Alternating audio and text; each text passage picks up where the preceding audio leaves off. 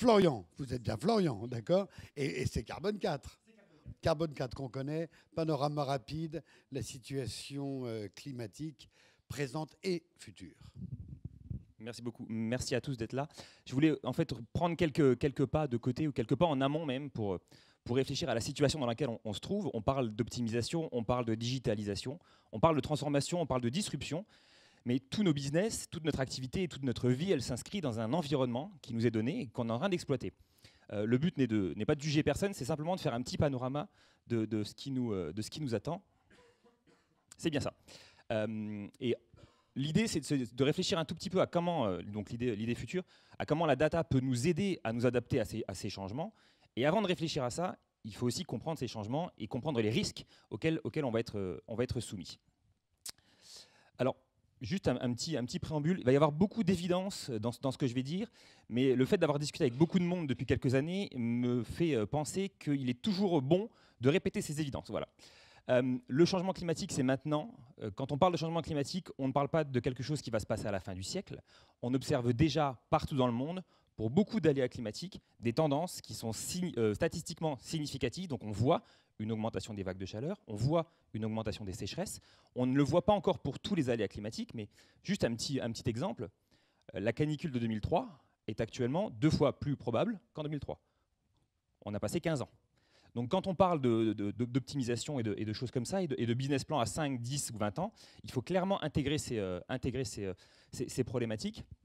Il faut les intégrer maintenant. S'adapter quand le problème sera là, ce sera déjà trop tard. Donc quand on parle de transformation, il est clairement vital d'intégrer ces problématiques dans les transformations. Une situation qui est inédite. Je vous ai mis un tout petit cartoon qui est véritablement basé sur un vrai graphique. On a tendance à penser qu'on est un peu catastrophique et qu'on surévalue le problème, qu'on le survend un petit peu, en se disant oui, mais bon, il y a déjà eu des épisodes comme ça dans le passé, etc. En fait, pas tant que ça. La situation climatique actuelle, donc le plus 1 degré qu'on a pris, plus 1,2 degré qu'on a pris en un petit siècle, fait qu'on est sorti du système climatique que l'homme a connu depuis 10 000 ans. Donc que l'homme a connu depuis qu'on fait de l'agriculture. On est un petit peu à cet ordre de grandeur-là. Donc l'idée, c'est pas de dire on va tous mourir. L'idée, c'est de dire on n'est pas sur de l'optimisation et on n'est pas sur de la gestion de petits boutons. On est sur un changement de paradigme qui peut être très très conséquent. Donc il faut encore une fois tenir ça en compte. La partie évolution environnementale, changement climatique, adaptation, c'est pas une variable d'ajustement. C'est que ça doit clairement être au cœur de la transformation digitale ou autre des entreprises du secteur. Juste une petite parenthèse sémantique. Quand on parle de risque climatique, on parle généralement de 2 choses. Les risques physiques, c'est simplement ceux dont on va parler aujourd'hui, l'augmentation de l'intensité, de la fréquence des événements climatiques ou météorologiques. Il y a aussi ce qu'on appelle les risques de transition. Les risques de transition sont les risques qui sont liés à une évolution de la réglementation, à un prix du carbone, à des changements comportementaux. Donc là-dedans, on va avoir une potentielle diminution de la consommation de viande en ce qui nous concerne. Ça va rentrer dans les risques de transition. Je vous parle juste de ça parce que vous allez voir qu'il y a certains des impacts qui sont un petit peu à la frontière de ces 2 choses. Le problème, c'est qu'on ne traite pas, on ne s'adapte pas à ces 2 risques de la même façon. Vous avez ici ce graphe qui est assez connu, cette idée de, voilà, pour l'instant, on est clairement sur une trajectoire à plus 4 degrés. Encore une fois, sans vouloir être catastrophiste, les dernières simulations nous montrent qu'on nous emmène plutôt vers plus 6, plus 7 degrés. Donc encore une fois, peut-être des changements encore plus brutaux que ceux qu'on avait imaginés. Voilà un petit peu la page principale, c'est de se regarder, bon d'accord, on a parlé un petit peu théorique, maintenant c'est quoi les impacts pour le secteur agroalimentaire? Je ne vous demande pas de lire et je ne vais pas vous faire toute la slide. J'ai mis une slide un petit peu complexe à dessin, parce que justement, ces impacts, ils ne sont pas aussi simples que ce qu'on pourrait imaginer. Il n'y a pas une adaptation au changement climatique, il y a une adaptation à chaque aléa du changement climatique et à chaque impact du changement climatique sur une chaîne de valeur, que ce soit au niveau de l'amont. Il est évident qu'on va avoir des impacts et qu'on voit déjà des impacts en termes de rendement agricole, en termes d'approvisionnement en matières premières, en termes d'approvisionnement en eau. Petit teaser pour ce qui vient juste après. Évidemment, des impacts sur les process de production, que ce soit des impacts sur les dépenses d'énergie, que ce soit des impacts sur les dépenses de climatisation, notamment pour le secteur, pour tout ce qui est secteur agroalimentaire qui nécessite une réfrigération. Vous allez voir tout à l'heure qu'on va avoir des dépenses qui vont exploser dans le futur. Des dégradations de conditions de travail, ça peut être aussi très très important, hein. Pour les personnes qui travaillent à l'extérieur, on va devoir faire face à des réorganisations de plages de travail, parce qu'il y a beaucoup d'endroits dans le monde où on ne pourra plus travailler à certaines heures de la journée. Clairement, physiquement, on ne pourra plus, ce sera dangereux. Ça l'est d'ailleurs déjà. Et évidemment, ensuite, un impact sur l'aval, sur les marchés, sur les ventes, sur la distribution. Et c'est un petit peu là qu'on a nos risques physiques et nos risques de transition qui se mélangent.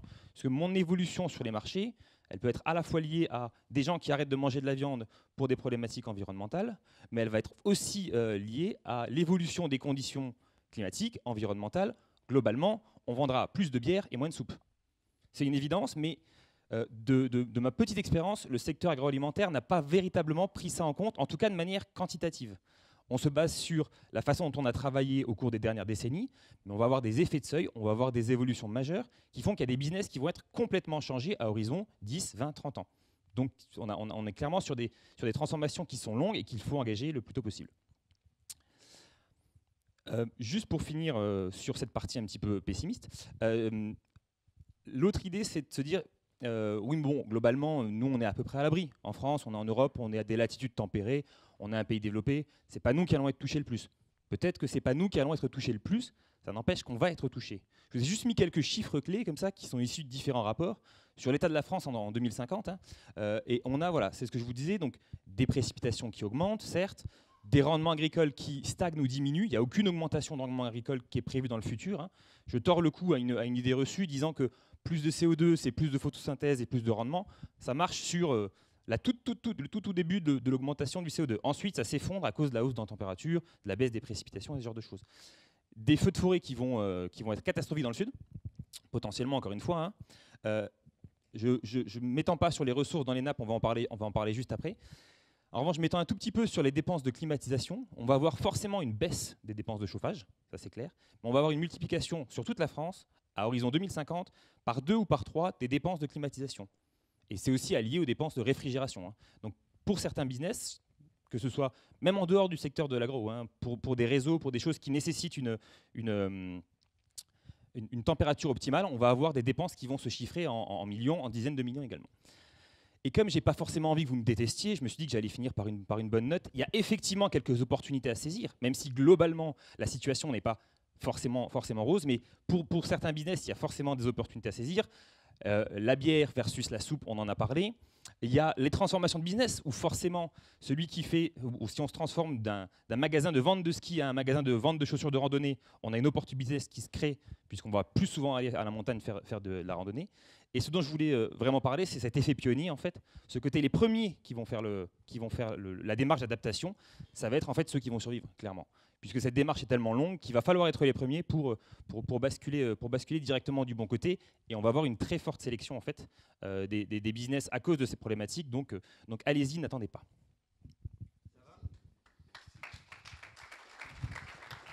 Encore un exemple pour nous tous, 2 minutes de gagner, formidable. Je ne pense pas qu'ici, il y ait des gens qui soient partis soit des optimistes BA, soit des dépressifs catastrophistes. Voilà. Mais en revanche, c'est dingue, quoi. Votre IA ou le deep learning, le data, il doit être très compliqué. Il faudrait que je fasse en compte les frigos, la clim, les conditions de travail, l'aval, la vente, la distribution. Enfin, c'est impressionnant. C'est énormément de travail de mettre en data tout ce qui risque de se passer, et en plus en proba. C'est exactement ça. C'est un système complexe, et c'est en ça, je pense que la data, l'intelligence artificielle, le machine learning peut aider. D'une part, sur la partie, effectivement, évolution des impacts. On parlait de prévision tout à l'heure sur la supply chain.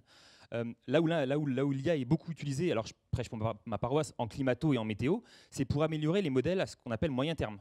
Les modèles météo sur les prochaines semaines, mois, années, pour permettre en fait d'optimiser à court, moyen terme ces choses. Mais effectivement, il y a un gros problème de récupération de la donnée, d'optimisation de la donnée existante pour pouvoir comprendre en fait ses impacts. Le côté il pleut plus, c'est quoi mon impact, ne serait-ce qu'en termes de kilos par hectare, c'est extrêmement compliqué à mettre en place, et c'est en ça, je pense, que la data peut vraiment aider à quantifier toutes ces choses. Pour l'instant, je vous parle de choses un peu théoriques. La quantification est extrêmement compliquée et il faut qu'on s'y mette. Il y a du boulot, hein.